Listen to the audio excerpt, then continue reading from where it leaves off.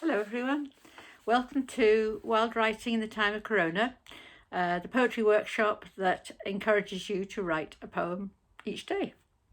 So today we're going to do our ordinary workshop, which means that I will give you a list of 6 things, and for each one you choose a word that comes to your mind, and then from those words or phrases you have selected, you try and write a poem of at least 4 lines, using at least 4 of the things, 6 if you can, and if you want to give yourself a challenge. So I think this activity is best done fairly quickly, without too much premeditation really. So I hope you enjoy it. There are no rules in terms of what type of poem it is or what point of view you write from. You can make that decision yourself. So here's the list for today. The first one is a figure from the past. A figure from the past. The second is a seasonal fruit. So a fruit which is in season. The third one is a fantasy land or place. The fourth one is a drink. The fifth one is a positive emotion. And the sixth one is a sound. Oh, I beg your pardon, it's not a sound at all. I read my writing wrong. It's a wound. Sorry. It's a wound. I'll read the list again. So, a figure from the past, a seasonal fruit, a fantasy land, a drink, a positive emotion, a wound.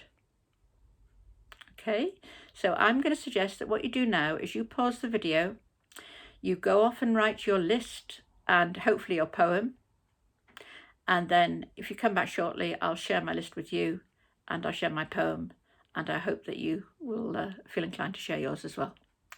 So see you soon. If you pause the video now and go back to our old ways of doing it. Take your pen, take your paper, and start. Okay, well done. I hope you enjoyed that. It wasn't too frustrating for you. I think the list today is quite an accessible list.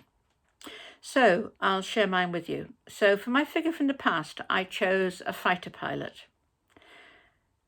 The seasonal fruit I chose was a type of plum called a damson. The fantasy place was Avalon, which connects to King Arthur and Lioness and various things. The drink was water. The positive emotion was joy. And the wound was a scar on the face. And it's interesting actually from my list, I think the fighter pilot, the damsons, the water and the scar have all been in my mind from recent conversations that I've had with people. So it's quite an interesting connection.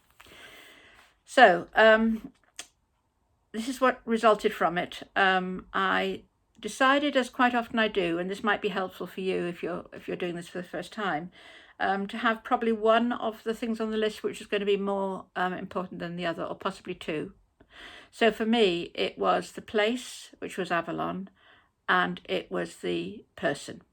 And so my poem really was a conversation directed to, well, words directed to the person. And I've called it Avalon. For you have come to Avalon, where apples grow in plenitude, rare jewelled damson trees, ages old, hold tight their fruit like grandmothers do their children. Drink, weary warrior, war-branded as you are. Plunging from your Nimrod cockpit, like Icarus, flames nibbled at your face, then chiselled out your scar. But now you're here in Avalon. Our magic water heals all pain. Sit, be at ease. Joy, like golden apples, will once more come again.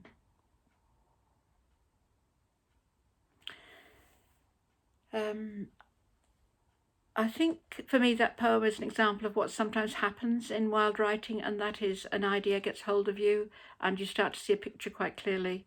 And obviously the picture is a conflation of other things, but I think for me that's when wild writing really works, and I hope it has worked for you too.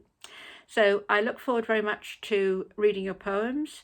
You can send them to me by email, you can post them on the YouTube channel or on Facebook, and I hope you've enjoyed this little oasis of creativity in your day. And I'll be back in a couple of days. So until then, you take care. Goodbye.